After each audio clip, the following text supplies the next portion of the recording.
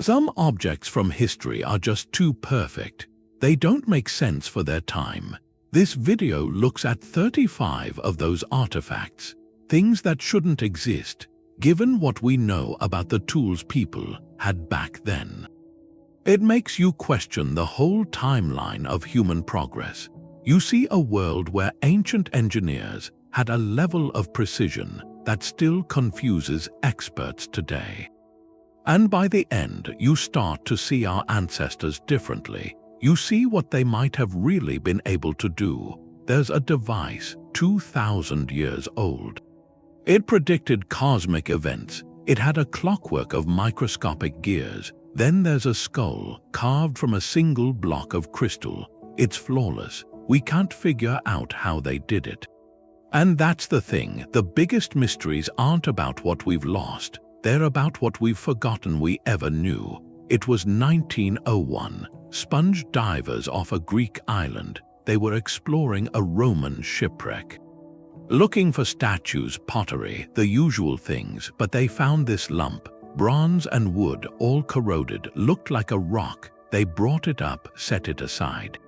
Forgot about it for a long time. Decades later, they realized they were holding a ghost of a technology. That lump was the Antikythera mechanism, the world's first analog computer, built over 2,000 years ago, 1st century before the Common Era. It wasn't a simple calendar, it was a machine.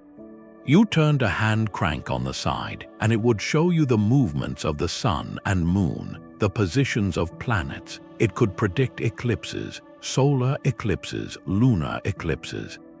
Decades into the future, it modeled the cosmos inside a wooden box. Then researchers looked inside. They used modern imaging, and they saw gears, more than 30 interlocking gears.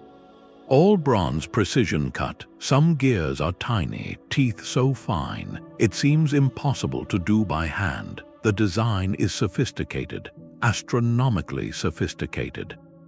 One gear has a pin and slot system. It mimics the moon's variable speed. Its anomaly, that's a subtle motion. It means they understood mechanics, mathematics, at a level historians didn't think the ancient Greeks had, and the craftsmanship. The gears were cast, then filed, cut with incredible accuracy. The teeth are cut at precise angles.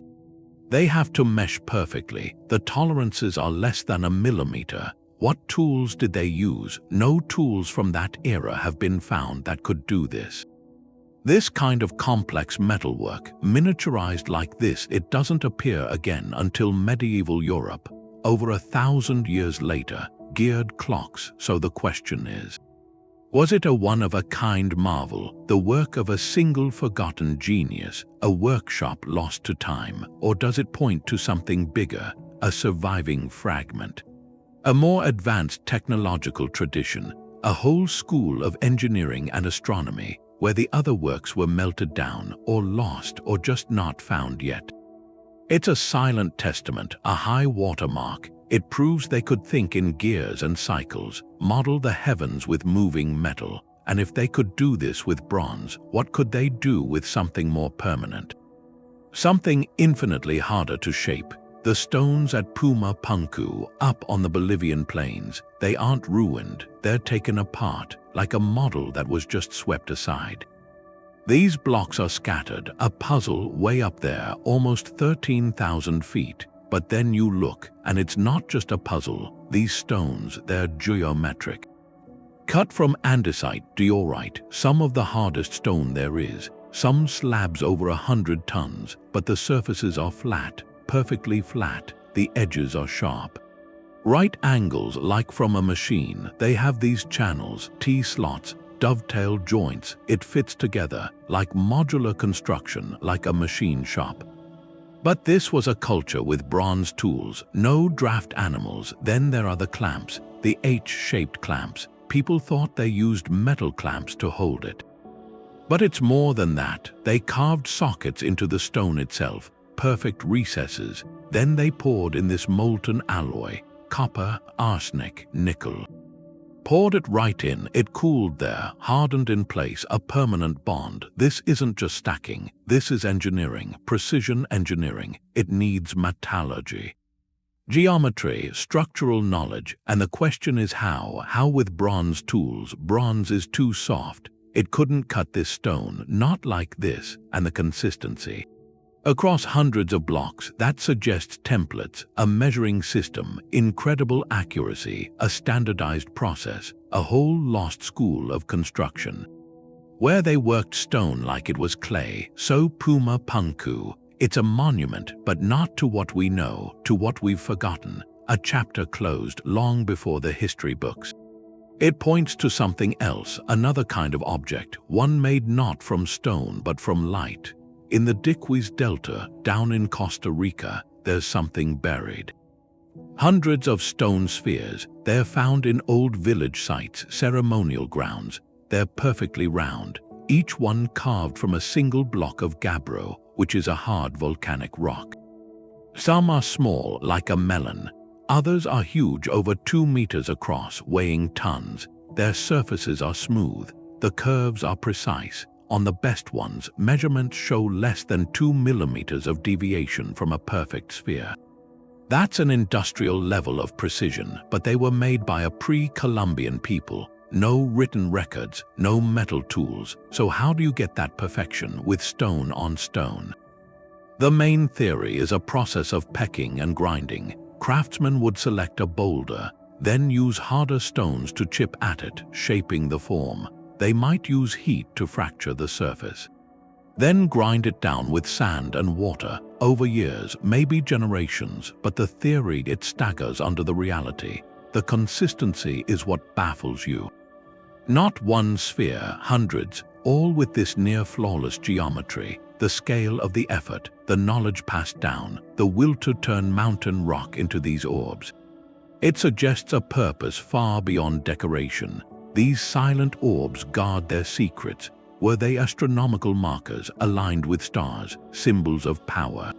Representations of the sun, the moon, perfection itself. Their original placements are mostly lost, disrupted by time, so their true configuration is a mystery. They echo an ancient, global fascination, the sphere the most perfect, enigmatic form, and this same obsession with flawlessness, with conquering a difficult medium, it would find its most breathtaking expression later. Not in stone, in something far more delicate, more luminous, the Hedges crystal skull. It's a life-sized human skull, carved from a single block of clear quartz. Flawless, the story is that in the 1920s, the adventurer Hedges said his daughter found it under an altar in a Mayan temple in Belize. And it is a masterpiece, haunting. Light doesn't just go around it, it seems to flow through, and the jaw is separate, it's articulated, it swings on polished pivots. When it's in place, you can barely see the seam, but quartz crystal is a 7 on the Mohs hardness scale. A steel knife is about a 5.5, so you can't carve it with any ancient metal tool.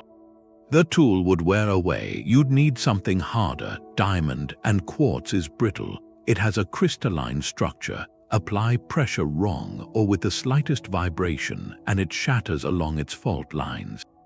It would explode. To carve this with these smooth curves and that detachable jaw, you'd need more than a diamond tip.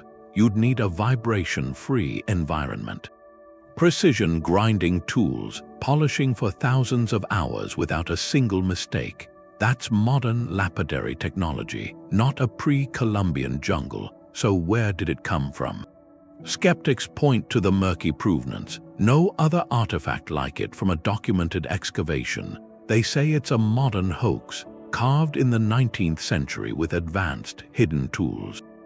But then, examinations reportedly find no microscopic scratches, no marks from rotary wheels or diamond-tipped tools. The surface, they say, shows signs of being worked by hand.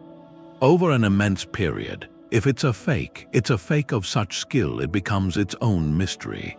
If it's genuine, it points to a lost method, a forgotten art of working crystal that defies our history. This object reflects our own confusion, how something so beautiful becomes a battleground between what we think we know and what might have been. That obsession with conquering crystal leads to another artifact. Not a sculpture, a tool, found in the ruins of the Assyrian palace at Nimrud in Iraq, a small piece of polished rock crystal from around 750 to 710 BCE. It's oval, about the size of a large coin, and it's ground into a very specific shape. One side is flat, the other curves outward. Opticians call that a plano-convex lens. And it works. Held at the right distance, about 12 centimeters away, it magnifies. It can also gather sunlight, focus it into a bright, hot point. So this is a functioning optical device, nearly 3,000 years old. The Assyrians were master craftsmen, known for ivory carvings, monumental sculptures. But optics, the science of light, that's a different field. There's no record, no text, no hint they understood focal length or magnification. So how did they make it? Grinding quartz crystal into this precise, smooth curvature without fractures or an uneven surface is an immense challenge. You'd need a controlled, consistent motion. You'd need to understand the material. You'd need abrasives finer than the crystal itself to polish it. They had no precision lathes, no modern polishing compounds. The most likely method was painstaking hand grinding on a flat stone with sand and water over countless hours, guided by an intuitive feel for the shape. But to achieve that specific, functional curve that suggests more than accident, it suggests experimentation, purpose. What was it for? The simplest answer is often the most likely. It could have been a decorative inlay, a piece of jewelry someone noticed had a curious property. It could have been used by a master jeweler or seal cutter to inspect minute details. Or perhaps a ceremonial use to focus the sun's rays and kindle a sacred flame. But its very existence opens a door. If one was made, were there others? Could it have been part of something larger? A simple telescope, perhaps, or a magnifying apparatus? We have no evidence for that, but the Nimrud lens stands as a quiet, solitary clue. A single date, a point in the history of science. It tells us that long before the Greeks theorized about light, hands were shaping crystal to bend it to human will. It's a whisper of a lost foray into a technology of sight. And if ancient minds were beginning to manipulate vision on this tiny scale, it makes you wonder what they were trying to see when they built on a scale so vast it defies the horizon. You can see the scale of ancient ambition in the quarries at Aswan. There's the unfinished obelisk there, still part of the bedrock. It's red granite. If they'd finished it, it would have been enormous, over 42 meters tall, almost 1,200 tons. It's bigger than any other obelisk we know. But its real importance isn't what it would have been, it's what it is. It's a workshop fossilized, a moment of huge effort just frozen there and then left. The evidence is right around it. To cut this giant block free, workers carved deep trenches straight down into the solid granite. These channels are perfectly straight, running for meters along the sides. They're just wide enough for a person to stand in. We understand the method in theory. Teams of laborers would have used heavy stone balls, dolerite pounders, to crush the granite along a line. They'd pound, clear the dust, and pound again, day after day, month after month. It's a process of brutal, slow attrition, but the precision of those trenches is haunting. Keeping that perfect vertical line, that straightness, over such a huge distance, using nothing but muscle and stone, it shows a staggering level of control. A real surveying skill. The mystery gets deeper when you think about the tools. Granite is so hard, bronze chisels would be useless, they'd just flatten. The dolerite pounders are harder than granite, but they wear down fast, they shatter. To finish this obelisk would have needed thousands of these pounders. An entire industry of toolmaking just for one project. And then there's the shaping. Once it was free, how would they have smoothed those gigantic sides? Carved the hieroglyphs, shaped the pyramidal top, the same exhausting method, pound and grind, but on a surface area bigger than a modern house. The logistics are hard to grasp. Organizing the labor, food and water for hundreds of workers in the desert heat, the sheer will to even start such a task. In the end, a fatal flaw appeared. A large crack developed in the stone, so the project was abandoned, left exactly as it was. This failure, though, is our greatest gift. It gives us a raw, unmatched look at the process.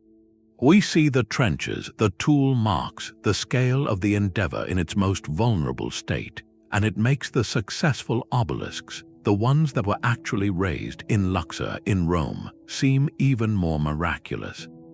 If the work on this one was so Herculean, so full of difficulty, how did they ever manage to complete the others? The unfinished obelisk is a monument to human ambition itself. And to that thin, fragile line between a legendary achievement and a broken dream, it makes you ask how they overcame these immense physical challenges. And it makes the next artifact where the challenge wasn't moving stone, but joining it with impossible seamlessness, seem all the more extraordinary. Sacsayhuamán sits above Cusco. It's a fortress. What you notice first is the wall. Actually, 3 walls zigzagging, made from these huge blocks of limestone and diorite. Some weigh over 100 tons. They brought them from quarries kilometers away, up steep hills, without wheels, without animals. That's one thing, but the size isn't the main thing. It's the fit. If you get close and you run your hand along the joints between the stones, they're so tight you can't get a razor blade in. Not even a piece of paper. The stones aren't simple rectangles, they're polygonal shapes with 6, 8, 12 sides, a jigsaw. Every block is unique with its own angles, its own beveled edges. And they lock together perfectly. The front is seamless and the joints go deep into the wall, interlocking everything. It's not just stacking, it's like weaving with stone. That makes it incredibly strong, especially for earthquakes. A rigid wall of straight blocks will crack along the lines, but this polygonal masonry, it lets the whole wall flex. The stones shift just a little against each other, then they lock back into place. It's a passive design for seismic activity, but how they did it. That's the part that seems almost magical. The steps first shape a multi-ton block roughly at the quarry, then move it immense effort to the wall. Hoist it next to its neighbor, provisional position. Now the masons have to get that perfect fit. They'd have to find the high spots, the points of contact.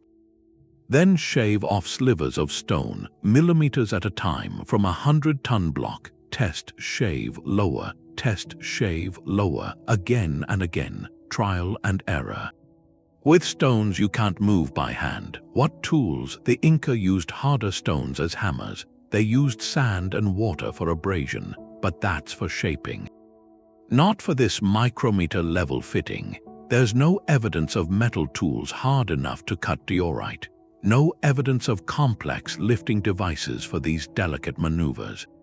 The skill is so advanced, it feels like a different paradigm of construction, a peak of stone-fitting technology. It appears, it dazzles, then it seems to fade from the record. But that signature, the interlocking polygonal perfection, it doesn't vanish completely. It echoes elsewhere, in places far across the ocean, as if the same impossible blueprint was found. By different hands, that same pattern of interlocking stonework, it shows up again in the swamps of Florida. In the 1920s, a man started a project, Edward Leedskalnin, a Latvian immigrant. He was heartbroken and he moved to a remote piece of land. And there, working completely alone, mostly at night, he built what he called the Coral Castle. He quarried and carved and positioned more than 1,100 tons of oolite limestone. It's a soft rock, but it's still stone. The mass of it is just staggering. He made a 9-ton stone gate, perfectly balanced. A child could push it open with one finger. It turned on a metal shaft and an old truck bearing. He built a Polaris telescope aligned with the North Star. A sundial accurate to within 2 minutes, and all the blocks fit together with that same tight, seamless precision you see in the ancient sites. He did it with no modern machinery. No cranes, no hydraulics. People who saw him said his tools were simple: rusty chains, wooden tripods, metal bars, blocks, and tackle. He claimed he discovered the secrets of the pyramids. He said he understood how the ancient Egyptians moved their blocks, the builders of the great stone works. He talked about magnetism, about understanding the laws of weight and leverage. When people asked him directly how he did it, he would just smile and say it wasn't difficult if you knew how. The mystery isn't about ancient tools. It's about forgotten principles. Could one man with simple leverage and clever counterweights actually move a 9-ton block? Maybe. But to do it hundreds of times, to shape them, to set them with that kind of precision, all while keeping his methods a complete secret. It starts to stretch what we think is physically possible for one person. It points to a kind of practical genius, an intuitive mastery of physics that looks like magic to everyone else. Lycurgus's castle is a modern monument to an ancient puzzle. It shows that the gap between primitive tools and a monumental achievement, it might be bridged not by advanced technology, but by advanced understanding. One mind holding a secret can make stone seem to float, and sometimes the secret isn't in how you move the stone, it's in what the stone is made of. The Iron Pillar of Delhi, it's been standing for over 1,600 years, in a climate that's humid, where metal rusts away in just decades. This pillar is 7 meters tall. A solid shaft of wrought iron, 6 tons. It was put up around the year 400, a tribute, and it's seen empires come and go around it. The monsoon rains come, the air is thick, and its surface stays smooth. A dark gray, it has this faint, beautiful patina, not the flaking corrosion you'd expect. It's a kind of defiance. Modern analysis shows why. It's not just iron. It's an exceptionally pure wrought iron, high in phosphorus, very low in sulfur. That's the key. When the surface gets wet, the phosphorus helps form a thin, stable layer. Iron hydrogen phosphate, a passive film, it acts as a shield. It protects the metal underneath from further attack. That's a principle we now call passivation. We didn't understand it scientifically until the 20th century, but here it is in practice since the fall of Rome. How they did it is a puzzle. Forging a 6-ton homogeneous ingot in the 5th century, the furnaces then were small. They produced blooms of iron, just a few kilograms at a time. The theory is they amassed a huge pile of these pure iron blooms, heated them to a welding heat in a giant, open forge. Teams of blacksmiths would have hammered and folded this white-hot mass, consolidating it into one solid piece. The labor, the coordination, the control of temperature to avoid cracks, it's a staggering feat. And then the phosphorus. Was it intentional? Did some ancient smelter notice that iron from a particular ore lasted longer? Or was it a happy accident? The local ore, their unique smelting technique, maybe using high phosphorus charcoal. We don't know, but the result is undeniable. A monument that has withstood time through a subtle, invisible chemistry. The pillar is more than a monument.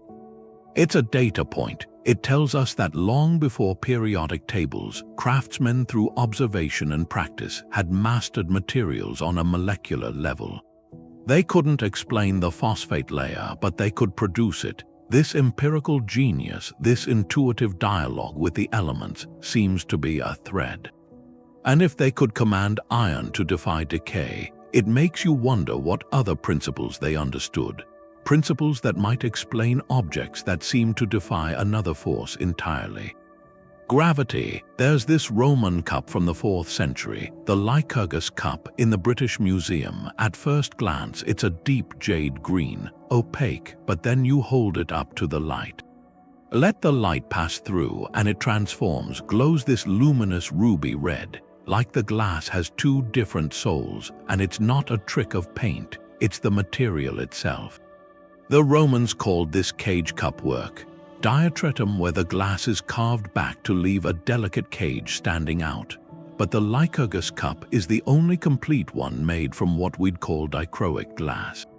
The secret was a mystery for centuries, until modern analysis, electron microscopes, they found the glass is infused with millions of microscopic particles. Gold and silver particles, but not just any particles, these are nanoparticles, each one between 50 and 70 nanometers, about 1,000 times smaller than a human hair. At that scale, they interact with light in a specific way. They scatter the light passing through. Shorter wavelengths, blue and green, get scattered away. The longer red light passes straight through, so in reflected light you see the scattered green. In transmitted light you see the glowing red. That's nanotechnology. A precise manipulation of matter at a scale invisible to the eye. The Roman artisans had no concept of nanometers, no electron microscopes. They couldn't see what they were making. So how did they do it? It was empirical genius, generations of trial and error. The method historians suggest they'd start with a batch of glass, mix in very finely ground gold and silver dust. A minuscule amount, maybe 1 part in several thousand, then reheat the glass, cool it slowly in a controlled process, annealing. That reheating and slow cooling would cause the tiny metal particles to precipitate out. Form those billions of uniform nanoparticles, get the temperature or timing wrong by even a small amount, and the particles wouldn't form, or they'd clump into larger, ineffective specks. The consistency in the cup suggests this wasn't a fluke. It was a repeatable recipe, incredibly difficult but repeatable. The Lycurgus cup is a breathtaking accident of high technology. They knew the recipe, the steps. They could reproduce the color change effect, but they had no scientific framework to understand why it worked. They were manipulating atomic structures without knowing atoms existed. That's a powerful idea. Ancient innovation arriving at a spectacular destination, long before the map to explain the journey was ever drawn. It's a testament to observation, experimentation, hands-on craft, and sometimes that deep intuitive understanding didn't just manipulate light. It could shape sound, create spaces where the very air seemed to hold a memory. Between 1200 and 1400, in the dry canyons of the American Southwest, the Salado people made things from copper, not just simple things. They made ceremonial items, thin plaques and bells, small hollow bells with clappers inside. To do that, they needed pure copper, which meant smelting. They had to take raw copper ore and heat it until the metal separated from the rock. That requires a temperature of about 1085 degrees Celsius. That's white hot, the heat needed to melt pure copper, and here's the quiet mystery. Archaeologists haven't found furnaces at Salado sites that could reach that temperature. No sophisticated bellows, no clear evidence of advanced workshops. The main theory is they used open pit furnaces or simple clay-lined basins, using charcoal and maybe a blowpipe to intensify the flame. But maintaining 1085 degrees in an open desert wind with basic tools is an immense challenge. It requires precise control of fuel and airflow over hours. It's a specialized skill, knowledge passed from master to apprentice. Then there's the crafting. Once they had a lump of pure copper, they had to work it. Hammer it into those thin, complex shapes, cast it into the delicate forms of the bells. That's a high level of metallurgy in a region better known for its basketry and pottery. The Salado copperwork is an isolated peak. It suggests a brief, brilliant chapter of technical knowledge, a tradition that either died with its practitioners or moved on, leaving behind these gleaming artifacts as its only testament. Their achievement makes you look at heat not as a simple tool, but as a precise instrument. And if ancient hands could wield heat to transform metal, it makes you wonder what else they could transform. What happens when that same relentless fire is turned not on ore but on the earth itself? The story starts with a cave system up in the Bayan Ha Mountains along the China-Tibet border. This was back in 1938.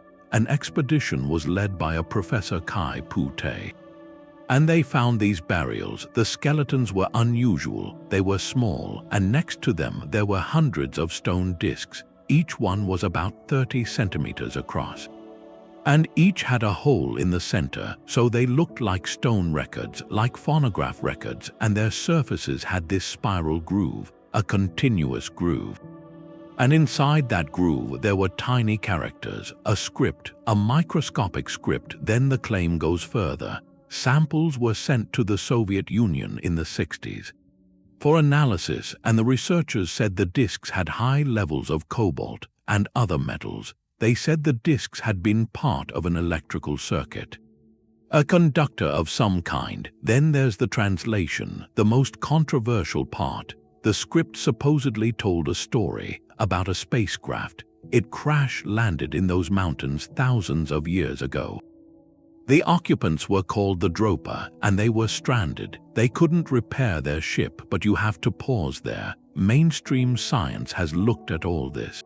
There's no evidence, no museum has a Dropa stone. There are no verified photographs. Professor Kai Pu-te isn't really in the historical records. Experts think it's a fabrication, a hoax that grew. If the discs are based on anything real, they're probably Neolithic by discs, ceremonial jade discs with a center hole, common in ancient China. And those have no inscriptions, no spiral text, so why talk about them? Because the legend itself is an artifact. It's an artifact of human desire. It shows this need we have to look at a mysterious object from the past and see advanced technology, even alien technology. When the official record has gaps, the imagination fills them with stories that are often more satisfying than an unknown truth. This story does that. It takes a real ancient object, the Bai disk, and turns it into a record of lost contact. A solved mystery. It explains our origins in a dramatic way, and that speculative mystery, even though it's not real, it prepares you for a shift. It shows the difference between an artifact of pure legend and one that's physically real, one that's in a museum, documented, but still defies explanation. It makes you ask what you're looking for in the past. Are you trying to understand our ancestors on their own terms, or are you hoping to find a reflection of our own world, or a world even more advanced, hidden in the dust? So after that, after the compelling fiction, you return to stone, actual stone, to a quarry, where the stones themselves seem to have the fingerprints of a process we can't comprehend.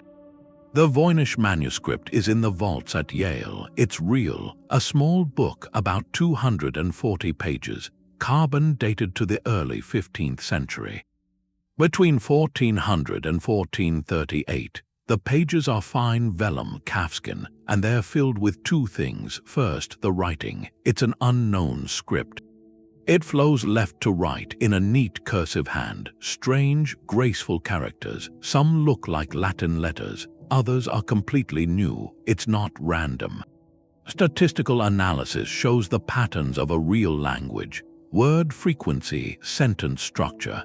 It obeys linguistic rules, but for a century, the best cryptographers and codebreakers have tried.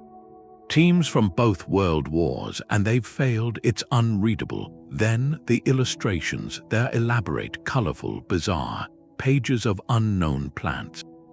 Herbs with roots and leaves that don't match any known botany. Astronomical charts with unfamiliar constellations. Nude women swimming in tubes that represent stars. Biological sections that look like cellular diagrams, or maybe plumbing systems, and bathing scenes. Dozens of plump figures in green pools connected by intricate channels.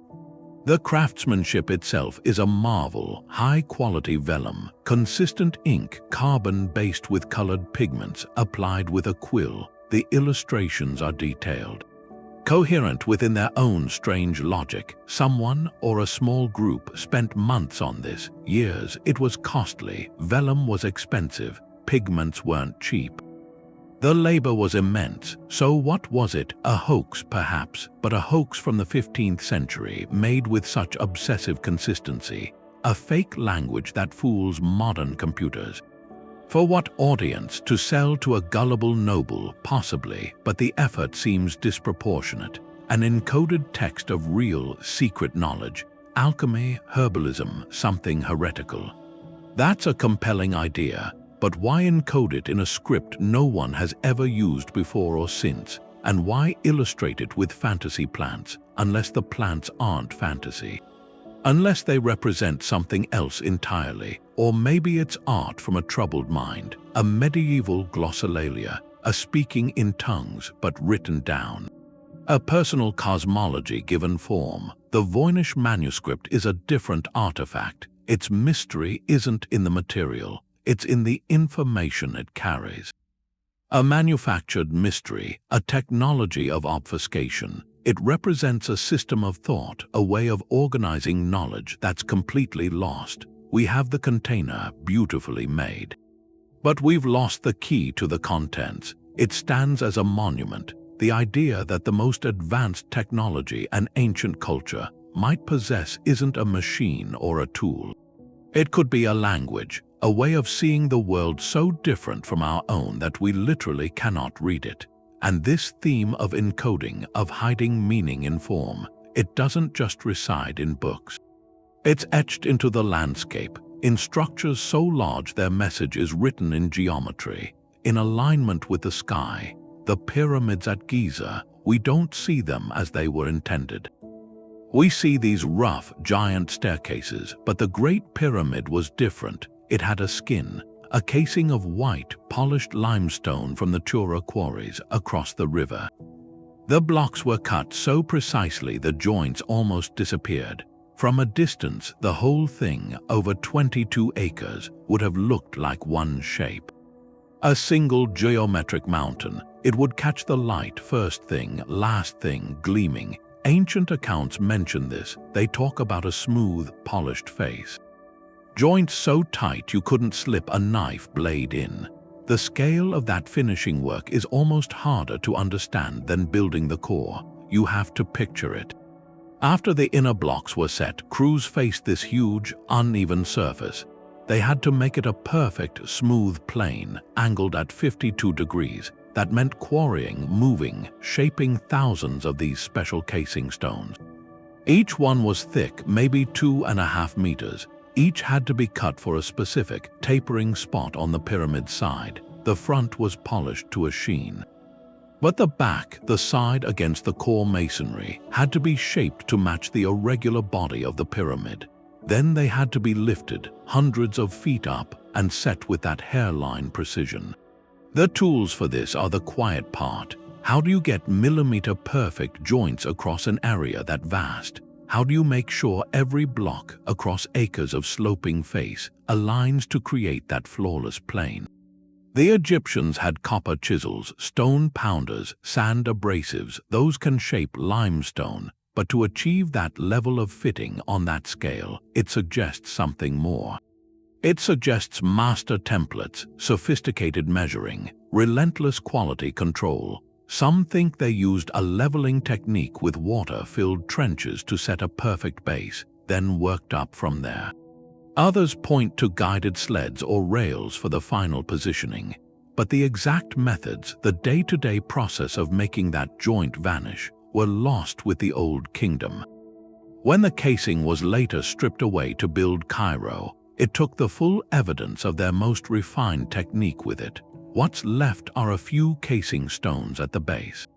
And the ghost of a perfect form, a reminder that sometimes the greatest skill isn't in raising the mass. It's in the final, perfect touch that makes it seem not built but born whole. This obsession with the seamless joint, with making separate stones act as one, finds its most intimate, puzzling expression not on a grand slope but inside a mountain. Beneath the sand at Abydos, there's another pyramid, but this one doesn't rise up, it's buried, the Osirian, a structure underground filled with water. They say it's a symbolic tomb for Osiris. To get inside, you go down, you leave the temple of Seti I, all its bright carved walls, and you descend into a place that feels completely separate. The air doesn't move, it's cool. The floor is usually covered in water, and surrounding you, holding everything back, are walls made of huge red granite blocks. The size of these stones is hard to take in, over 100 tons, some of them. These aren't bricks, they're megaliths, simple, almost brutal. The surfaces are flat. The edges are sharp, and they fit together with that extreme precision, the tight joints, the perfect lines. But the style is nothing like the temple above. The Seti temple, built centuries later, is ornate, detailed. The hieroglyphs are deep. Down here in the Osirian, the language is different. It's about mass geometry. It speaks in raw power, and that contrast is the puzzle. Official history says it was built in the 19th dynasty, same time as Seti, but to people who look at the stonework, it feels older. Much older. The technique seems more primal, like the work of a culture that built with mountains, not bricks. The logistics don't make sense. How do you quarry granite blocks that heavy? How do you move them down into a deep pit? How do you shape them, fit them so precisely underground with copper tools and stone hammers? The standard stories struggle under the weight. So the Osirian feeds another theory, a quiet one, that it's a relic from an older, advanced building culture, a culture whose work lasted so long that later pharaohs like Seti just built on top. Adopted the site. It's a story about a lost chapter, a civilization that mastered megaliths long before the known dynasties, then vanished, leaving these giant foundations as their mark. That idea of a forgotten builder race, it's appealing. It gives a clean answer, but it also touches a pattern. When we see something that seems too advanced for its time, we invent a greater, lost people to explain it. It's a story we repeat, and you find its most famous version not in an Egyptian crypt, but somewhere else, in the silent mountains of Lebanon. The mountains of Lebanon have a different stone. There's a Roman temple complex at Baalbek in the Bekaa Valley. It's magnificent, but under it, about a kilometer away in a quarry, there's a block that makes the Roman work look small. They call it the stone of the pregnant woman. It's a single block of limestone shaped, and the size is hard to grasp, roughly 21 meters long, over 4 meters high and wide. The weight is estimated at around 1,200 tons. To move it now, you'd need one of the largest crawler cranes in the world, a specialized modern machine. But this block was cut, its sides squared, its bottom leveled over 2,000 years ago. It was never moved. It sits there in the quarry, partly detached from the bedrock. And it's not alone. Another block is nearby, even bigger. They call that one the Stone of the South, estimated at 1,650 tons. Just quarrying these megaliths is a puzzle. How do you cut a mass like that free? The standard tools, copper saws with sand, wooden wedges soaked in water, they seem almost laughable at this scale. The logistics are a nightmare. You'd need hundreds of workers, maybe thousands, just to access the stone, to clear the debris, to shape it. And then what? The plan was to take it to the temple platform, hundreds of meters away. How do you transport a small mountain? There are theories. They could have used a system of wooden rollers and levers, with oxen and men pulling for months. They might have built a huge earthen ramp, dragging the block up and then down, but there's no physical evidence for these methods. The stones were never used. They were abandoned. Maybe the task was too great, or the political will faded. These quarry blocks are a monument to ambition. They show a culture that looked at a mountain and thought, we can move that. They represent the outer limit of what ancient engineering might have tried. And they make you ask, if these blocks were the failures, what does that say about the successes? The stones that were actually moved and set in place, that confidence, that audacity of scale. finds a parallel somewhere else, far more isolated, where the ambition wasn't to build a platform, but to create an army of stone giants. On the most remote inhabited island on Earth, the Moai stand guard. They're not just heads, they're complete torsos carved from the slopes of the Ronno-Raraku volcano. The stone is a compressed volcanic tuff, relatively soft to carve but very heavy. The largest one, still unfinished in the quarry, is over 21 meters tall and weighs an estimated 270 tons. But the statues that were finished and moved, they average about 4 meters and 82 tons, and there are nearly 1,000 of them. The first mystery is the carving. Using basalt stone hand picks, generations of Rapa Nui craftsmen shaped these giants. They worked the stone in place, carving the front, the sides, the detailed features, the long ears, the prominent brows, the pursed lips. Then they would undercut the back, leaving just a spine of rock attached, before finally cutting that connection and lowering the statue down the quarry slope. The skill is clear in the consistency, but the true, staggering mystery is the journey. These multi-ton statues were moved, some over 20 kilometers, across rugged, hilly terrain to stone platforms on the coast called Ahu. How oral tradition said the statues walked. For a long time, that was seen as myth. Then, experiments by archaeologists showed it might be literal. With 3 teams of ropes, 1 team rocking the statue forward, 1 team stabilizing, and 1 team pulling, a replica Moai could be made to walk upright in a swaying motion. It's a plausible method, but plausible for 1 statue is different from plausible for 1,000. The organization required is immense. You need coordinated teams of hundreds. You need food and water for them, produced on an island with limited resources. You need a society so unified in purpose that it dedicates generations to this single, monumental task. Then there are the finishing touches. Many Moai were crowned with a Punku, a separate cylinder of red scoria stone from another quarry, weighing up to 12 tons. These were somehow lifted and placed atop the statues. And finally, when a Moai was erected on its Ahu, its eye sockets were inlaid with white coral and obsidian, bringing the stone giant to life, letting it see. The tools for all this were simple stone picks, ropes, and levers. The technology wasn't in advanced machinery, but in profound social organization, in a shared belief system so powerful it could mobilize an entire island's labor for centuries. The silent sentinels of Rapa Nui are a testament to what human culture can achieve in isolation.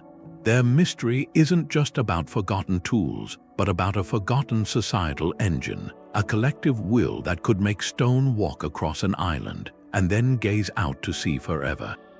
Near Baghdad in the 1930s, they found these clay jars. They're from the Parthian era, somewhere between 250 BC and 224 CE. Each one is just a terracotta pot about 13 centimeters high. Inside, there's a copper cylinder sealed with a lead tin solder, and inside that cylinder, there's an iron rod. The top is plugged with asphalt bitumen, which is a very good insulator. That plug holds the iron rod in place so it doesn't touch the copper. Now, if you filled the jar with something acidic, vinegar, maybe grape juice, the acid would react with the 2 metals. It would start a chemical reaction, and that reaction would generate a small electrical charge, about 1 volt. That's the idea, that these jars found together were ancient batteries. Primitive galvanic cells, the Baghdad battery. So then the question is, what for 1 volt isn't much? You can't light anything with it, but you can do subtle things. The main theory is electroplating. You could link several of these cells to deposit a thin layer of gold or silver onto another object. There's evidence of very fine ancient gilding from that region that's been hard to explain. Could a weak current have been the method? Another thought is medical use. Old texts talk about using electric fish to numb pain. Maybe these jars produced a similar, controllable tingling for therapy. Or maybe they were just storage vessels for sacred scrolls with the iron and copper rods as durable cores and the asphalt keeping moisture out. That storage theory is the simpler, skeptical view. It's the mainstream explanation, but it doesn't quite explain the design. Why use two different metals? Why the careful asphalt seal that perfectly insulates them from each other if they were just rods for a scroll? The mystery here isn't about advanced manufacturing. The pots are simple, the metals were common, the asphalt was everywhere, anyone could have put one together. But to assemble it with that specific arrangement, an anode, a cathode, an electrolyte, that implies a concept, a knowledge of basic electrochemistry, an understanding that this configuration could produce an effect. A tingle, a spark, a faint current. If that's true, then this artifact is a different kind of spark. A flicker of understanding that appeared, was used for a while, maybe for plating jewelry, maybe for soothing aches, and then it was forgotten. It didn't lead to the light bulb, it didn't start a revolution. It was a quiet, practical trick that lived and died in a workshop. That's what's so provocative. It challenges our neat timeline of scientific progress. It suggests discovery isn't always a steady climb. Sometimes it's a flash in the dark, seen by a few, then lost for centuries until someone else, somewhere else, has to find it all over again. The Baghdad battery, whether it was one or not, makes you wonder how many other flashes like that have been buried, or misunderstood, or just thrown away. It humbles the story of constant advancement, and it makes the next artifacts, the ones that seem to hold not just a spark of knowledge but an entire lost language of astronomy, feel like a deliberate message across time. In Laos, up in the highlands, there's this place called the Plain of Jars, and it's just that, a plain with thousands of stone jars scattered across it. They sit there in groups, they're huge, the biggest ones are over 3 meters tall, each one carved from a single block of stone, sandstone or this rough conglomerate rock weighing tons. They're old, Iron Age old, from about 500 BC to 500 CE. And you look at them and you just think, why? Why go to all that trouble with basic iron tools? It's a massive undertaking. The jars are the whole mystery. A lot of them were carved right there on the spot, quarried from the bedrock on the hills. You can still see the sockets where they were cut out. Others were moved, rolled or dragged kilometers across rough ground to where they sit now, and then the hollowing out. Using iron chisels and stone hammers, just chipping away the inside of a multi-ton block to make a smooth cavity with walls of even thickness. The labor for one jar would have been immense. For thousands of them, it's generations of work. A whole society's project lasting centuries, but for what? The common theory from things found inside some jars is burial. They might have held individual remains, or maybe they were for secondary burial, holding bones later on. Other ideas storing food or water, or fermenting rice wine on a big communal scale. But the truth is, we don't really know. The people who made them left no writing. Their purpose faded with them, so we're left with the jars not as answers but as a testament. They show that ancient peoples invested this staggering labor, these resources, into projects whose full meaning we can only guess at. They built not just for utility but for ritual. For memory, for reasons that tied them to the land and to each other in ways that are silent now. This huge collective effort to shape the earth into vessels. It echoes another ancient project, one where the goal wasn't to create containers but to erase a mountain. The stones up in the Scottish hills at places like Tap O North, they're not just fallen down. They've changed. The old granite walls of those forts, the boulders are fused, melted into a solid, glassy rock. That's vitrification. The stone was melted and then it's set again into this dark, crude glass. It looks like a firestorm hit it just in that one spot, but to do that, the heat you need is enormous, over 1100 degrees, maybe 1300. A normal big wood fire gets to about 800, so you need several hundred degrees more than that, and you have to keep it there long enough to melt solid granite across a whole wall section. It's a serious fire puzzle. How would people from the Iron Age 2,500 years ago do that on purpose? One idea is defense. Maybe they built these walls with timber frames inside them. Then, if attackers came, they could set the wood on fire. A burning timber frame with a strong wind or maybe bellows could create a furnace effect. Hot enough to melt the stone to weld the rampart into a slaggy, impenetrable wall. It's a desperate move, turning your own fort into a kiln to save it. But the control you'd need is huge. Get it wrong, the fire dies before the stone melts, and you're left with a smoldering, weak wall. Other people think it wasn't on purpose at all. Maybe these forts were taken, and the attackers set a fire so huge, so all-consuming, that the heat just accidentally vitrified the stone. All the fuel, timber, thatch, supplies could have burned for days. But even by accident, you need specific things. The right kind of stone, the right setup, a fire hot enough and long enough to cross that line. So the mystery here isn't about tools. It's about commanding a force. It's whether these builders knew a forgotten recipe for fire, a knowledge of fuel and air and insulation that could turn a hilltop into a foundry. These vitrified forts are just silent, scorched monuments, maybe to a lost art of extreme heat, and that evidence of using raw, transformative fire, it makes the next thing seem even more impossible. Because they weren't made with heat at all, they were made with its exact opposite, an obsession with cold, hard, microscopic precision. The carvings on those pillars, they're a different language. Not abstract symbols, they're a whole living menagerie. Foxes, snakes, scorpions, wild boars, cranes, lions, and they aren't just scratched in, they're deep bas reliefs. Carved into hard limestone with these clean, flowing lines, a really confident sense of form. To get that depth, that clarity, on stone that tough, using only flint or obsidian chisels. It's staggering. Those stone tools would dull after a few minutes. They'd shatter. So to carve one pillar, you wouldn't have just one artisan. You'd need a relay team. One person carves until their tool is spent. Another steps in with a fresh one. Over and over for weeks, months, the number of tools needed, the logistics of making them.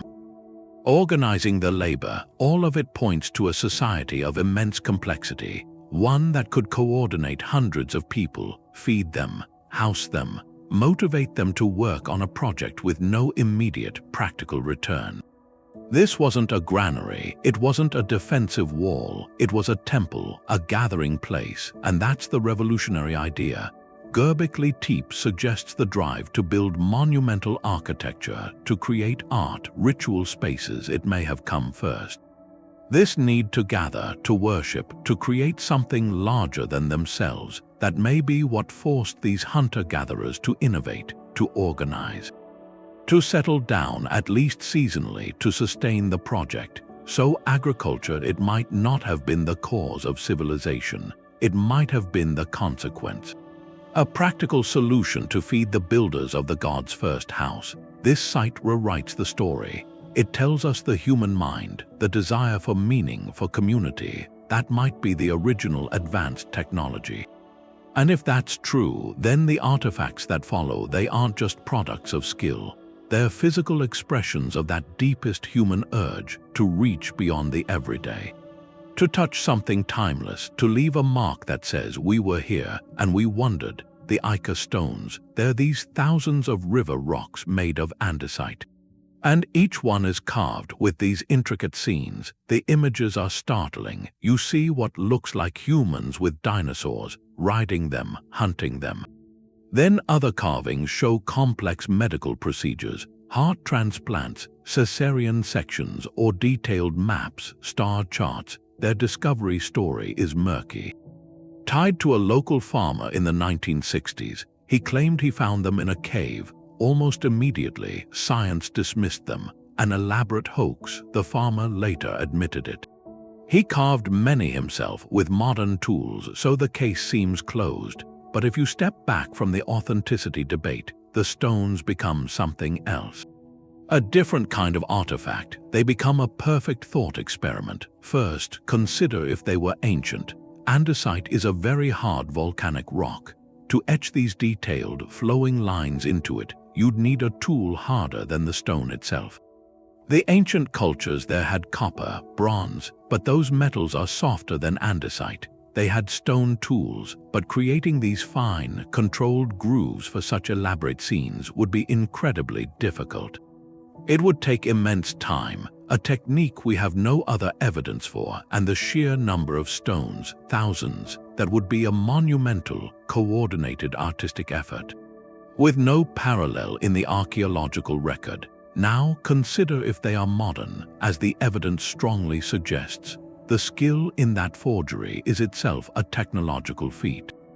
To artificially age thousands of stones, to give them a convincing patina, to etch them with such consistent, if anachronistic, imagery, that requires its own kind of expertise. It's a manufacturing mystery of a different sort, born from a desire to create a certain kind of evidence. This is why the Ica stones matter, even as a hoax. They force a question: what would genuine evidence of anachronistic knowledge actually look like? And more importantly, how would it be made? A true artifact showing humans with dinosaurs wouldn't just be a picture on a rock. It would exist within a layer of soil we could date. It would be made with tools and methods consistent with its time, yet depicting something impossible for that time. The material story and the image story would clash, creating an irresolvable puzzle. The Ica stones fail that test because their material story is clear. The modern tool marks the admitted creation, but they succeed in showing us what we're looking for. They highlight the difference between a compelling story etched in stone and a stone that itself tells a story through its very substance. This shifts the search from imagery to inherent physical properties, from pictures that can be faked to materials that cannot lie. A spark plug inside a stone, that was the claim. In 1961, 3 friends were out rock hunting in California, near Olancha. They were searching for geodes, those stones that are hollow inside, lined with crystals. They found one that looked like a good candidate. It was a lump of hard clay and pebbles. They brought it back and cut it open with a diamond saw. Inside, they didn't find quartz. They found what looked like a piece of machinery.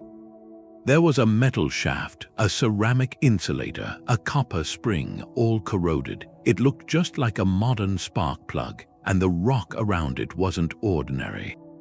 They had it analyzed. The outer layer was a hard clay concretion, and a geologist dated the fossil shells stuck to it. The age given was around 500,000 years. So the claim was this: a mechanical device 500,000 years old, buried in stone long before humans could have made such a thing. That's how the Costa artifact became a legend. An out-of-place artifact. The image is strong, a perfect object sealed in ancient stone. It seems to break history, but when science looked closer, the story changed. Later, more thorough examinations showed the inner object was man-made. From the early 20th century, specifically a champion spark plug from the 1920s. So the mystery of the stone wasn't its age, it was how it formed. That area has a strange geological process. Mineral springs there can create extremely rapid mineral concretions. Hard nodules can form around a modern object, a lost tool, some debris, in just decades, not millennia. The process encases it in a rind of clay and minerals. And it can look ancient, especially if it picks up older fossil shells from the soil. So the Costa artifact is almost certainly not ancient. It's a modern spark plug, swallowed by a geology that works faster than we think. But its value as an artifact of thought is still immense. It shows a powerful human tendency. Our minds are pattern-seeking engines, desperate to make connections. We see a familiar shape in an unfamiliar place, and we jump to the dramatic conclusion. A spark plug in a stone means lost civilizations, visitors from beyond. We rarely consider the quieter, more complex truth of natural processes first. The Costa story is about context. The true artifact is often the story we build around the object, not the object itself. It shows why rigorous analysis is essential. Geological, material, historical, to separate real puzzles from misunderstandings. This artifact, even though it's debunked, still has power. It shows how a coincidence of form and place can ignite a mystery. And it makes you look more carefully at the next objects, the ones where the context is solid but the form inside makes no sense at all. A silver coin can change a map. It was found in 1957 at a Native American site on the coast of Maine. Just a small, corroded disc. Archaeologists identified it as a Norse penny. Minted between 1067 and 1093 during the reign of King Olaf Kyrre of Norway. It's still the only confirmed pre-Columbian Norse artifact ever found in the United States. The coin itself isn't mysterious to make. Norse mints then used simple hammer striking on silver blanks. The puzzle is its journey. How did this medieval European coin end up in a 12th century shell midden, a refuse heap on the coast of Maine? That's hundreds of miles south of the only known Viking settlement, at Elance Ox Meadows in Newfoundland. The possibilities sketch a more connected world. The first, the most dramatic, is direct Viking exploration far beyond their known range. A Norse ship may be blown off course or on a deliberate voyage, sailing down the Atlantic coast, making contact with native communities in what's now New England. It's a compelling story, but there's no archaeological evidence for a southern settlement. No other Norse materials at that site. The second possibility is long-distance trade networks. The coin could have traveled from a Norse outpost in Greenland or Newfoundland into the hands of indigenous traders. From there, passed south hand to hand over generations, through vast intertribal exchange routes that span the continent. In that scenario, the coin loses its monetary value. It gains a new meaning as a curiosity, a piece of exotic material, may be worn as a pendant or kept as a charm. Its final resting place in a shell heap suggests it was discarded or lost. Its foreign origin long forgotten by the people who held it last. The main penny is a whisper of contact. It doesn't prove a Viking village in New England, but it proves that objects could move across incredible distances, bridging worlds that history textbooks often keep separate. It reminds us the past wasn't a collection of isolated cultures. It was a web of faint, far-reaching threads. An object's origin is only the beginning of its story. Its discovery site is often the deeper mystery. This coin challenges simple narratives. It highlights a truth. Sometimes the artifact isn't puzzling because of how it was made. It's puzzling because of where it was found. In 1974, workers were digging a trench along the Muresh River. They were deep down, about 10 meters, when their tools hit something. It was metal. They found it buried in ancient, compacted sediment. There were mastodon bones there too. They pulled it out. It was a wedge-shaped object about 20 centimeters long.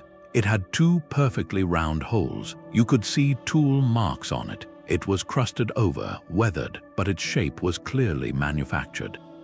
That was the Aod wedge. After cleaning, it had a metallic sheen. Analysis showed it was mostly aluminum, over 80% alloyed with other metals. And that's where the mystery starts. Aluminum is the most abundant metal in the Earth's crust, but it's never found pure. It's locked inside bauxite ore. To get the pure metal out, you need a huge amount of electricity. The Hall-Héroult process from the 1880s uses electrolysis. Before that method, aluminum was a rarity, more valuable than gold. So the question is obvious. How did a refined aluminum object get buried in strata with extinct megafauna? The context is everything, and it's debated. Skeptics say it's a modern piece of machinery, maybe a tooth from an excavator bucket, or a drill bit. It could have just fallen into older sediments during the digging. The original excavation wasn't a controlled archaeological dig. The association with mastodon bones might be a coincidence. The alloy is unusual, but not impossible for the late 19th or early 20th century. But the people who think it's old focus on the crust. It had a thick layer of aluminum oxide. That kind of patina, they argue, would take millennia to form naturally. The concavities on its sides, the precise holes, suggest it wasn't a simple tool. It was a component, part of a more complex assembly. If it is genuinely ancient, it forces a radical reconsideration. It suggests an isolated, anomalous technological leap, a forgotten method, maybe not electrolytic but some other chemical process, lost to time, that could produce refined aluminum. A single data point in a lost history of metallurgy. The Ayod wedge sits at a tense intersection. Contested archaeology meets material science. It might be a modern intrusion. A lesson in how context can be misinterpreted, but its enduring power is as a thought experiment. It makes us ask what genuine evidence of an ancient advanced process would look like. It would likely be a solitary, inexplicable object, made of a material it shouldn't be, found in a place it shouldn't be, exactly like this. Whether a mistake or a miracle, the wedge holds a mirror to our assumptions. The assumption that technology marches forward in a straight line. It whispers that the path of discovery may not be straight. It might be a scattered trail of sparks. And most of those sparks just fade in the dark. Near London, Texas, 1936, a couple walking a creek bed, they saw a loose rock with wood sticking out. They took it home and cracked it open. Inside was a hammer, an iron head on a handle that was partly petrified. The rock around it was a hard concretion. Cretaceous stone, over 100 million years old. The image is startling. A tool from the age of dinosaurs, sealed in stone. The hammer itself is unusual. The iron head doesn't show modern rust or pitting. A metallurgical analysis in the 80s said the iron was very pure, low impurities. It had a kind of glassy structure inside the metal. That suggested to some it was forged in a low oxygen environment. Not a common modern technique. The wooden handle was partially coalified, turned to carbon. As if under great pressure and time, but geologists have a different explanation, more grounded. Concretion is a known geological trick. Mineral-rich water can percolate around an object. It deposits layers of calcite and other minerals, cementing it into a hard nodule that looks ancient. This can happen relatively quickly. Decades, centuries. Not necessarily eons. The hammer could have been a miner's tool from the 1800s, dropped and forgotten. Over time, local mineral springs encased it, created a convincing stone shell. The unusual iron might just be from a unique local ore, or a forgotten, small-scale smelting method. So the London hammer sits at that same crossroads. Like the Costa artifact, its mystery isn't necessarily its age. It's the challenge to our interpretation. How do we tell the difference between a genuinely ancient object and a modern one dressed in geological camouflage? The answer is in rigorous, multi-layered analysis, not just of the object but of the encasing material, the deposition environment, the full history of human activity in the area.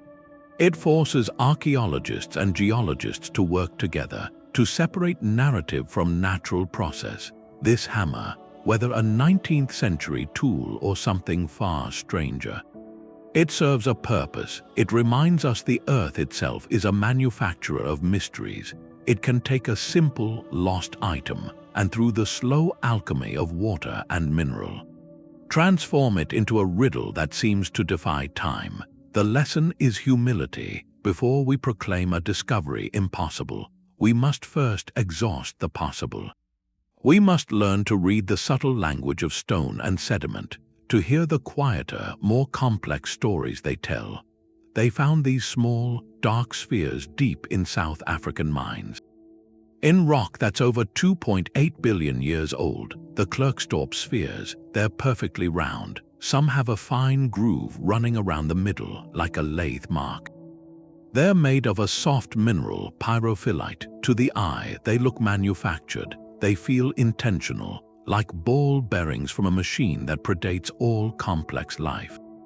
The immediate reaction is to see a tool, an artifact from when the planet was a volcanic wasteland. But science has a quieter explanation, more wondrous in a way. These are natural concretions. Over immense time, minerals can precipitate from water, building up layer by microscopic layer around a tiny nucleus, a grain of sand. A speck of organic matter. It's like a pearl forming in an oyster but in solid rock. Crystallization forces, uniform pressure from all sides under perfect conditions. They can create a sphere. That equatorial groove could be a seam where two crystalline growths met, a natural parting line in the stone. The lesson isn't about ancient engineers. It's about perception. Our minds are tuned to see design, to spot patterns and purpose. It's a survival trait, but nature is a master craftsman too, capable of producing breathtaking geometry through simple, relentless physical laws. These spheres are a test. They force a pause to apply rigor before wonder. They remind us the first question shouldn't be who made this. It should be how could this form naturally? This principle of natural mimicry is a crucial filter. It separates the genuinely anomalous from the merely astonishing. It demands extraordinary evidence. Because if a simple mineral concretion can look so perfectly made, what does that say about the objects that pass this test? The ones that withstand every geological explanation. Every attempt to place them within nature's workshop, those are the artifacts, the ones that truly shift the ground. The desert floor is the canvas. It's this huge, dry plateau in southern Peru, and across it you have the Nazca lines. They're not small, they're geoglyphs. You make them by taking away the dark surface stones, the ones baked by the sun, and underneath is this lighter, chalky soil.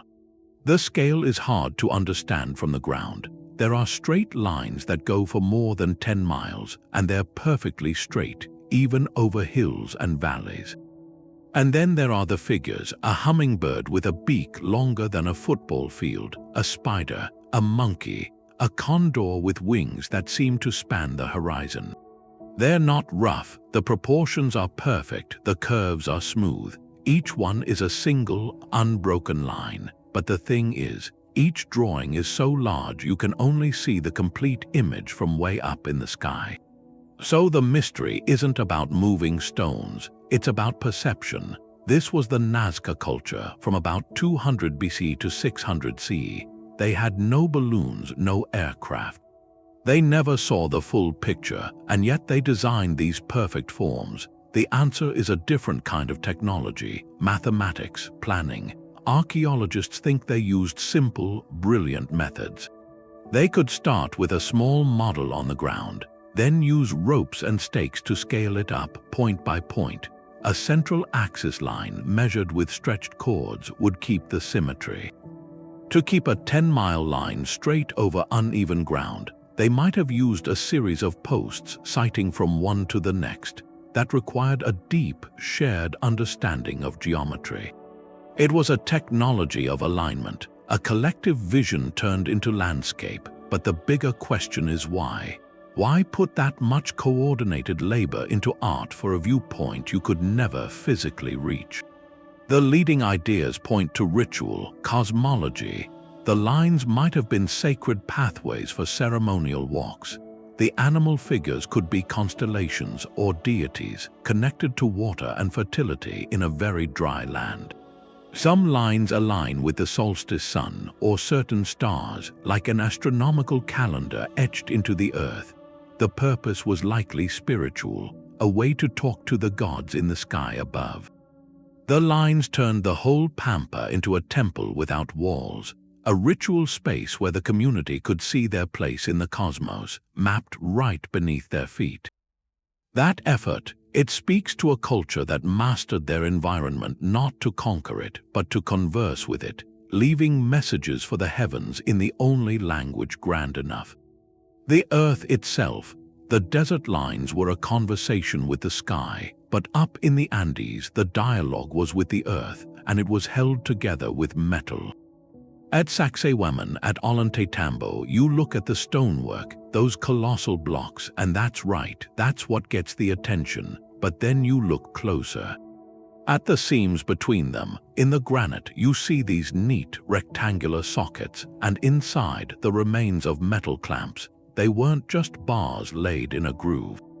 They were poured. The builders carved these perfect negative spaces into the stone. Then they brought molten metal to the site and poured it directly in. When it cooled, it hardened. It locked the blocks together from the inside. The clamps often had this shape, a double T, like an I-beam, that gave them immense strength.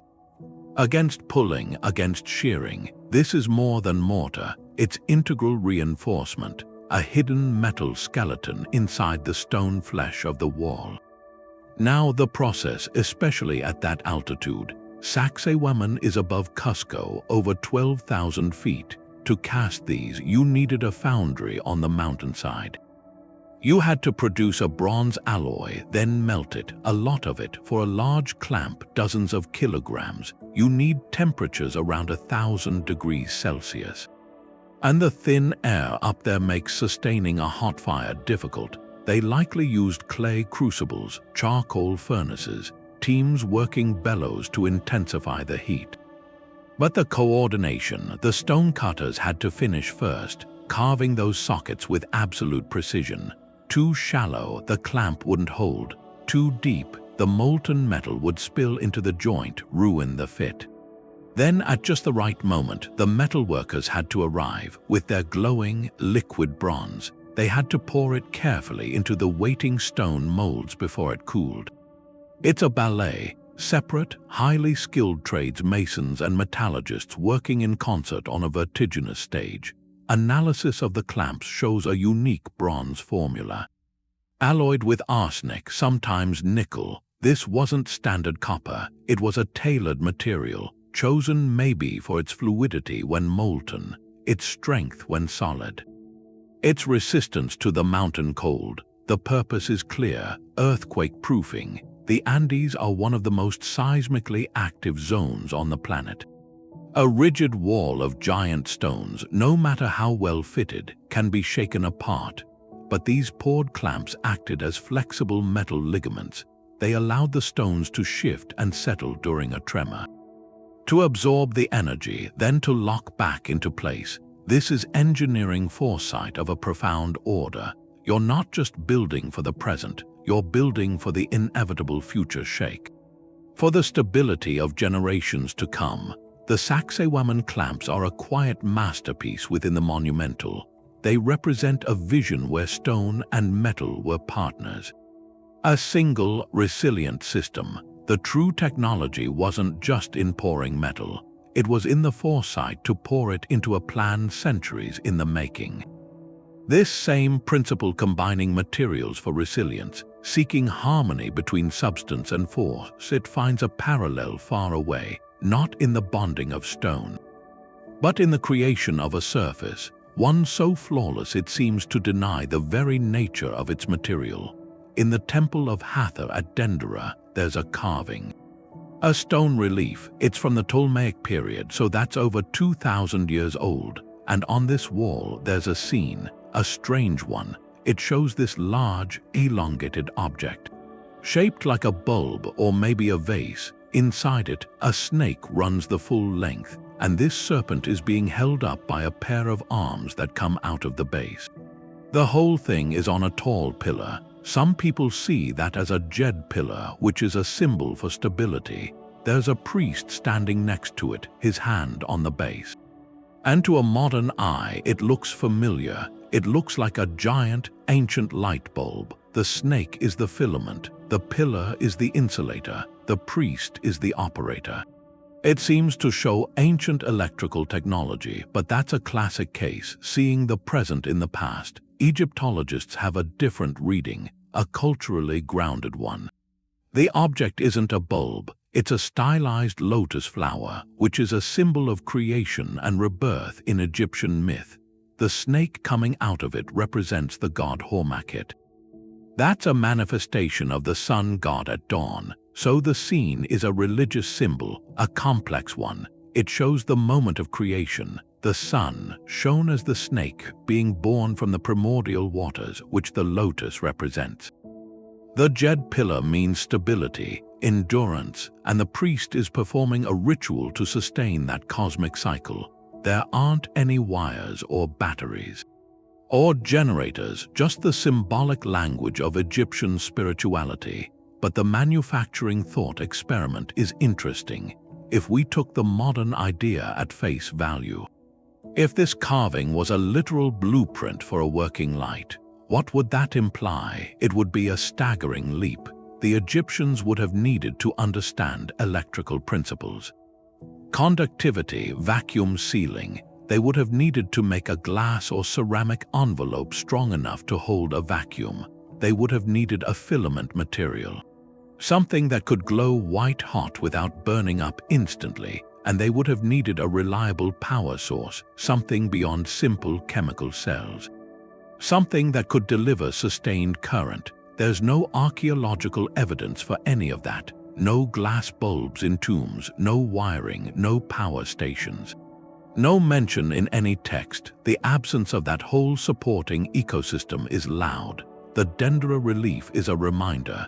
It shows how our own technological worldview shapes what we see. We live in a world lit by electricity, so we find it in the symbols of people who lit their world with torches and mythology. The artifact teaches a lesson. In historical interpretation, before we call something an out-of-place technology, we have to immerse ourselves in the context that created it. We have to learn the language of symbols, the priorities of the culture, the stories they told themselves about how the world worked. The real mystery of Dendera isn't hidden electricity, it's the human capacity for symbolic thought. To carve profound cosmic ideas into stone, to make an image so potent that millennia later, it still makes us wonder and project our own dreams of light onto it. That journey from symbolic interpretation to physical reality is a narrow bridge, and sometimes the artifacts waiting on the other side aren't carvings. They're actual, tangible objects whose very substance seems to whisper of a different kind of knowledge altogether. There are these stone igloos in the woods of New England. Under the moss and leaves, they're called beehive chambers, hundreds of them. The story is that farmers used them as root cellars for potatoes, turnips. A cool place for winter storage. That's the accepted history, but then you go inside, the air is cool. You look up, the ceiling is a perfect dome. Each layer of flat stones projects inward just a bit over the one below, until they meet at the top, sealed by a single, massive capstone. The walls are dry stacked, no mortar, and they've stood for centuries. The entrance is a low tunnel. Narrow, and often it's aligned so that on the solstice, the rising sun sends a beam of light straight down its length to illuminate the back wall. That's when the simple story starts to feel small. If these were just colonial root cellars, why the astronomical precision? Why move multi-ton capstones? Why shape a perfect dome? A simple dugout pit would have worked.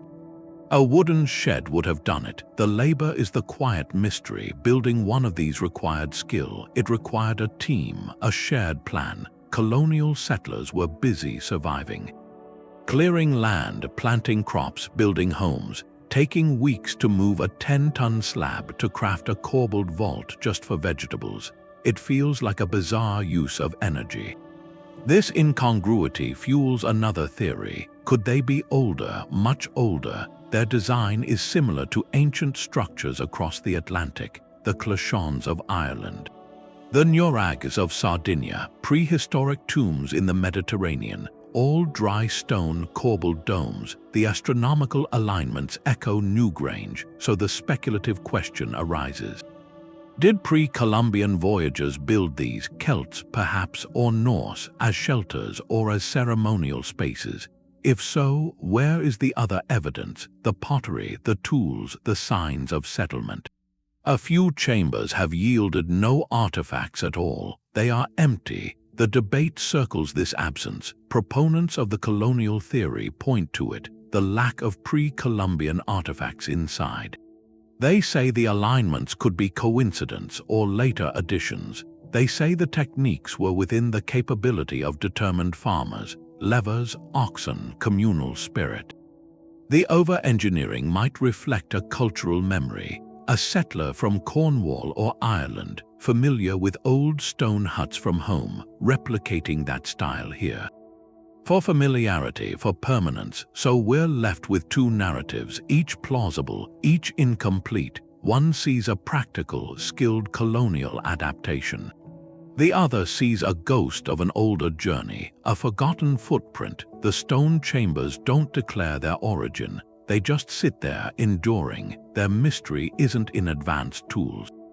It's in intention. They represent a threshold where practical necessity blurs with something deeper, a ritual need to mark the sun's cycle, or a desire to build something eternally solid in a new, uncertain land. They remind us that humble structures can hold grand questions, not who had the technology, but who had the memory, the tradition, or the simple, stubborn will to make stone curve into a ceiling against the sky. Divers go down off Yonaguni Island in Japan. They find this structure. It's not like the rest of the seafloor. It's a huge sandstone formation. It has these flat terraces. They look stacked like platforms. There are sharp angles, 90-degree corners, straight channels cut into the rock. What look like steps, they lead to a kind of plaza. People have reported pillars, a carving that looks like a face. The scale is massive, like a sunken fortress. Your first thought is that it's built, that it's designed. It feels like a place, but geologists have another story. They look at the rock, it's sandstone. It fractures along natural plains. The currents there are strong.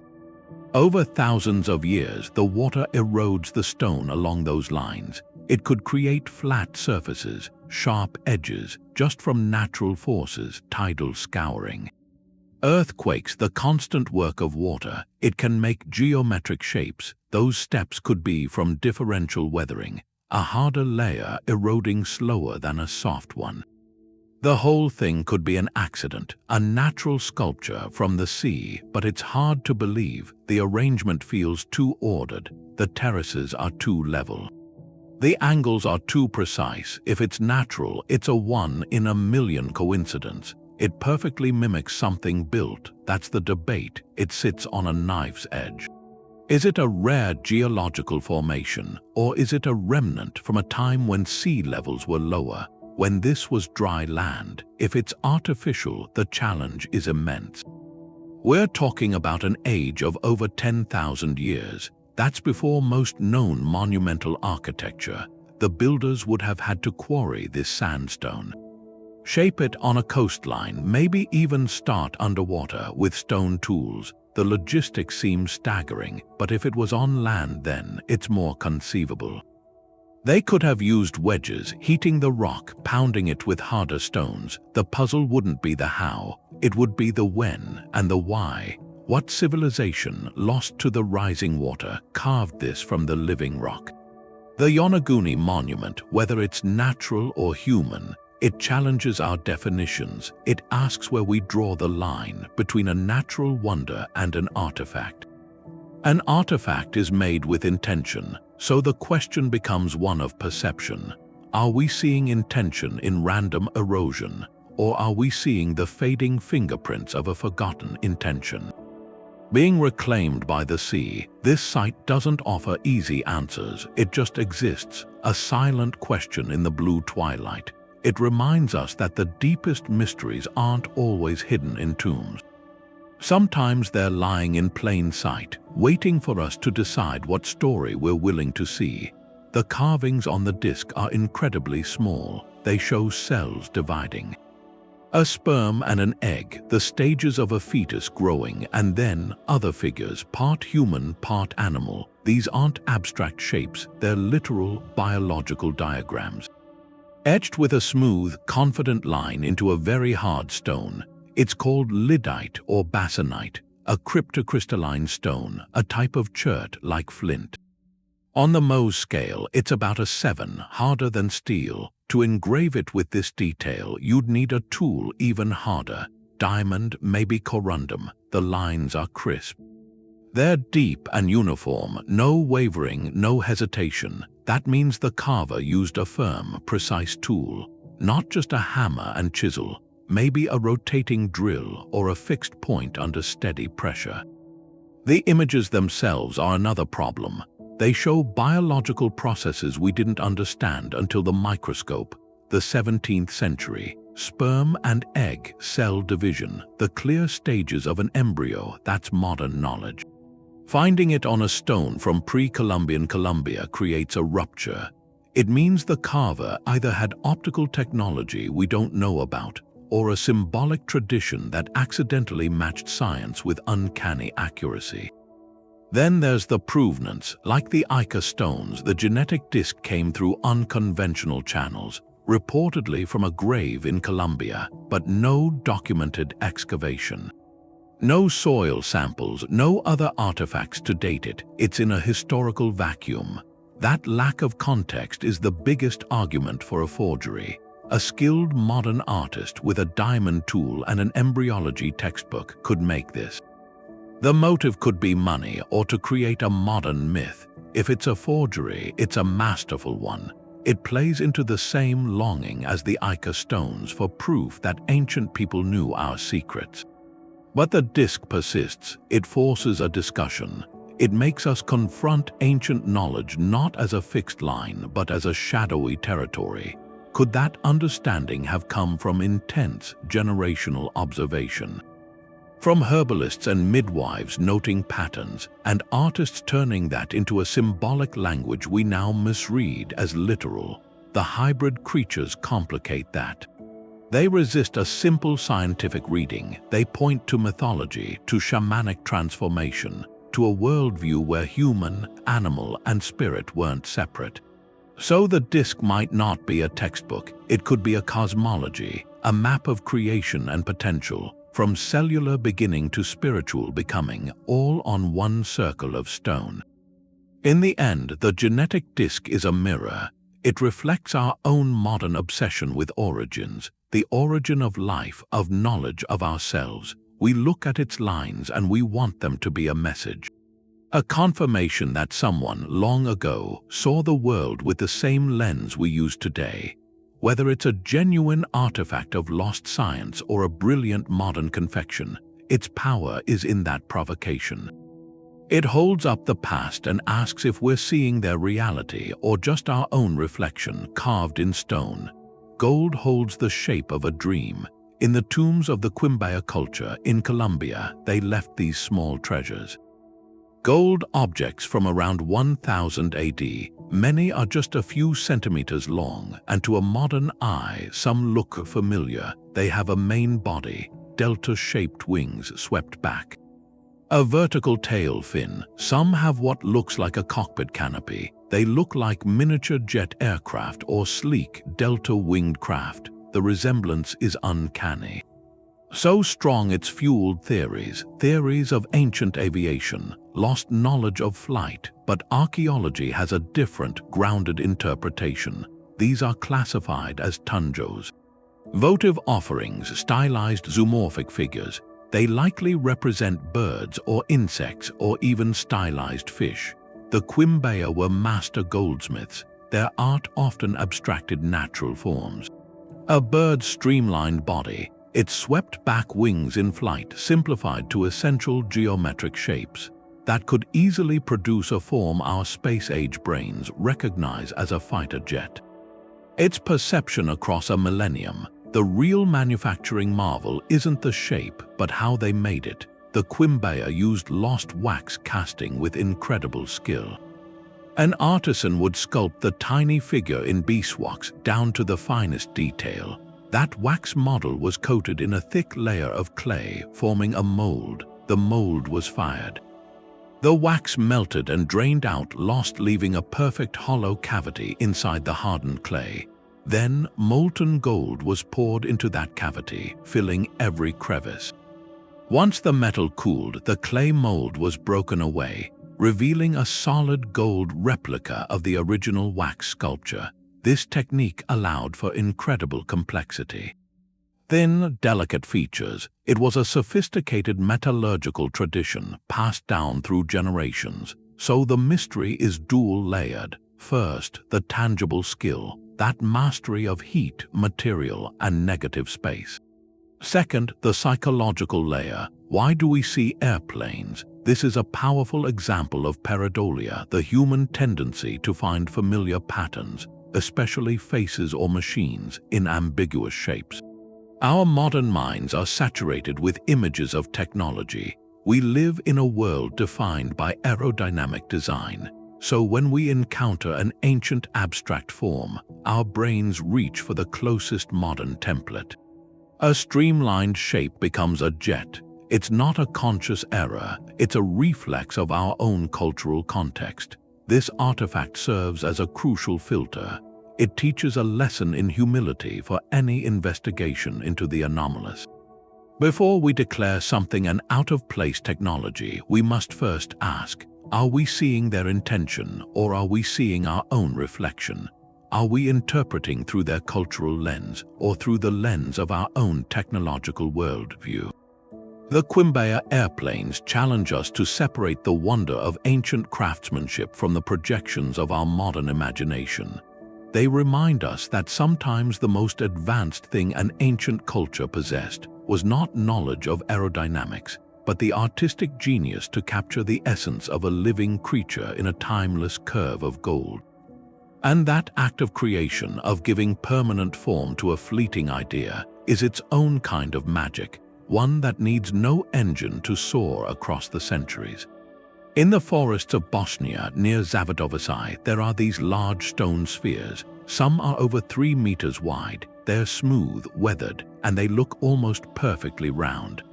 They were found not too long ago, and it caused a lot of debate. It reminded people of the ancient spheres in Costa Rica, but this was a different part of the world. So the immediate question was, did some lost culture make these? Then geologists offered another story, a natural one. They pointed to a process called concretion. Mineral-rich groundwater moves through sediment. Minerals like calcite come out of the water and crystallize around something small, a fossil, a pebble. Over centuries, layer by layer, it grows, and if the conditions are uniform, if the minerals come evenly from all sides, the growth can push outward equally.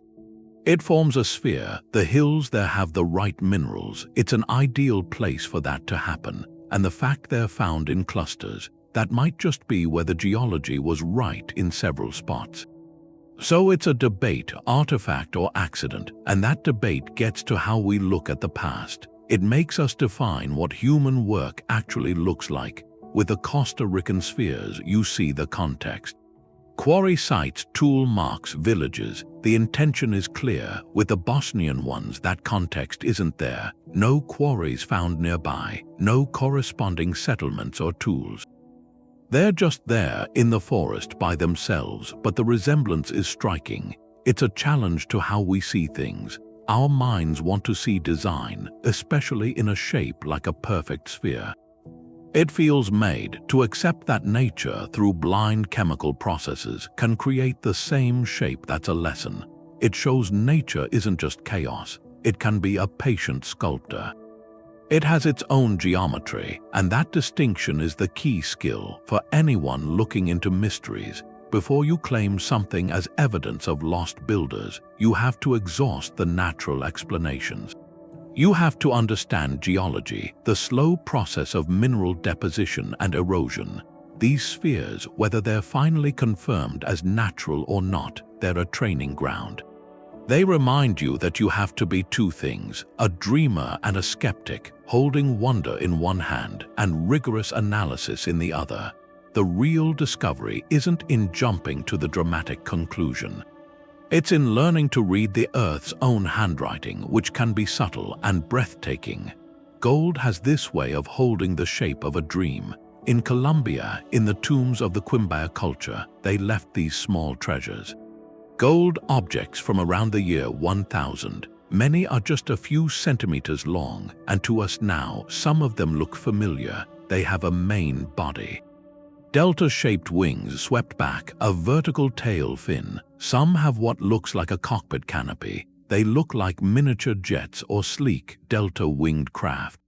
The resemblance is uncanny, so strong it's fueled theories of ancient aviation, lost knowledge of flight, but archaeology has a different, grounded view. These are classified as tunjos, votive offerings, stylized figures of animals. They likely represent birds or insects or even stylized fish. The Quimbaya were master goldsmiths. Their art often abstracted natural forms.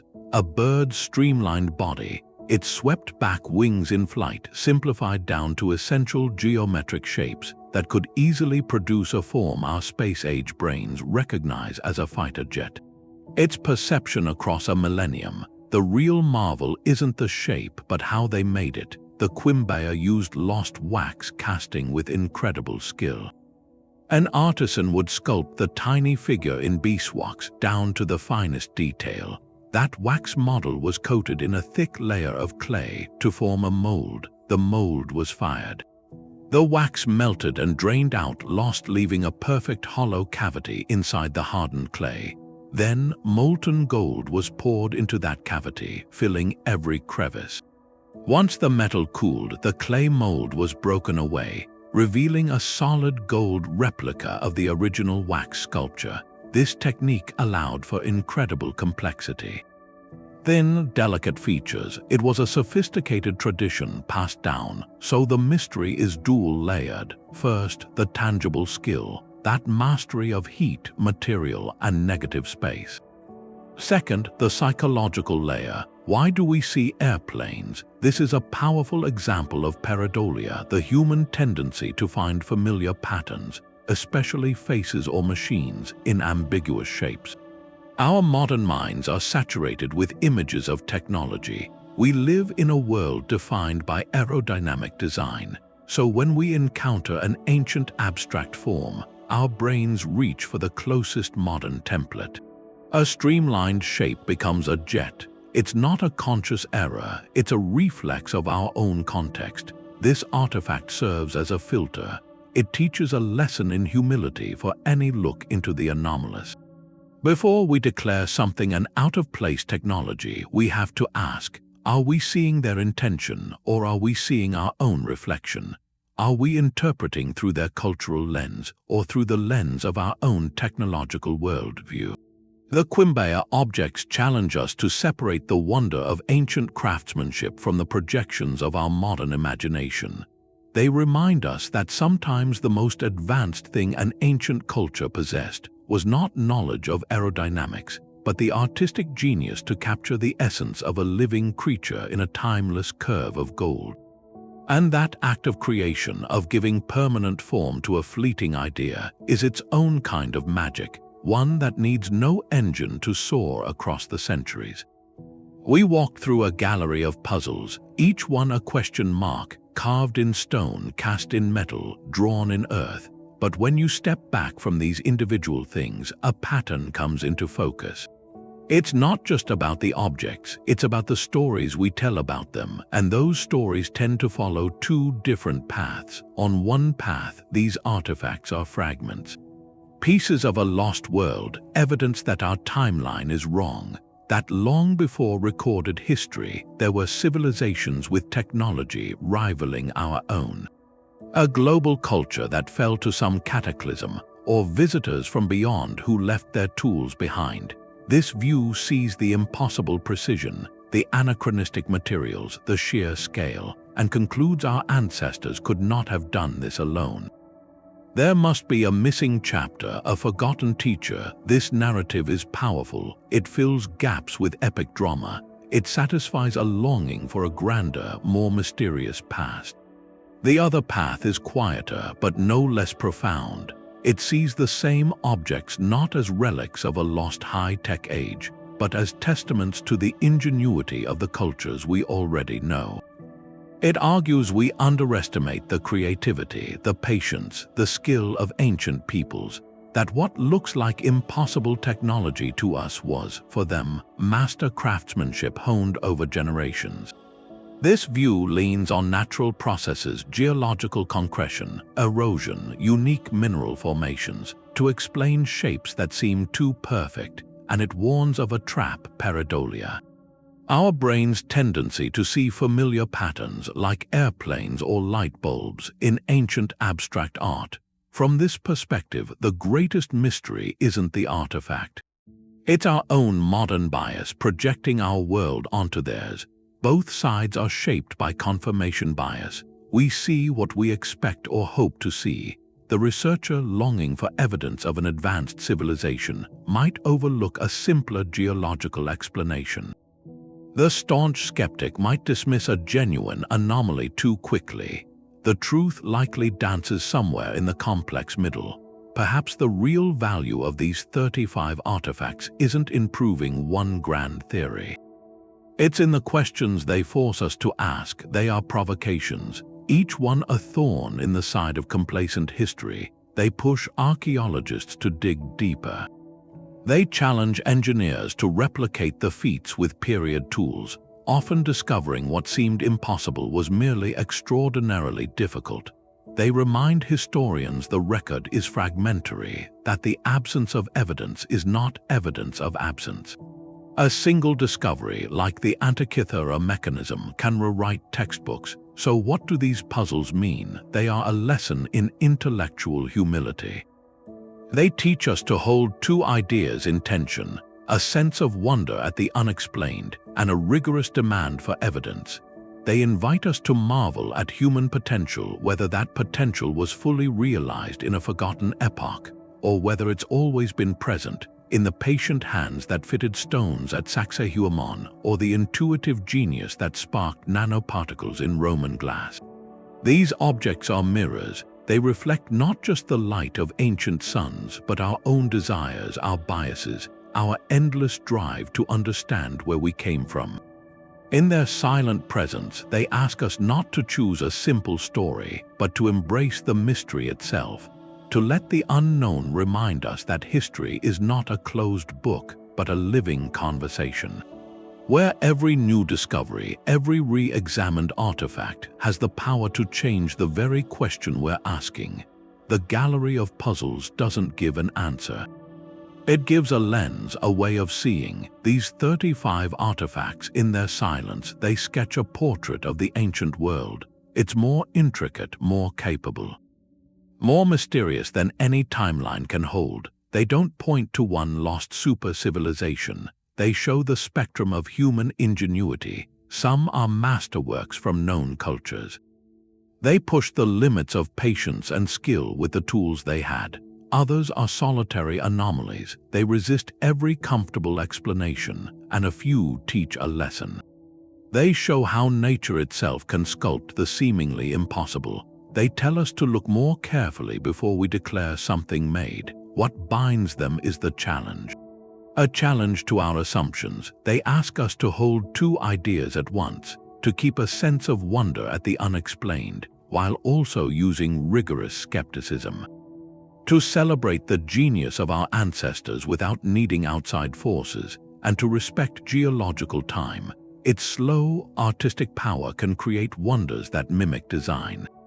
Breathtaking accuracy. This journey shows history isn't a straight, well-lit road from primitive to advanced. It's a vast landscape, dimly lit. There are bright peaks of achievement.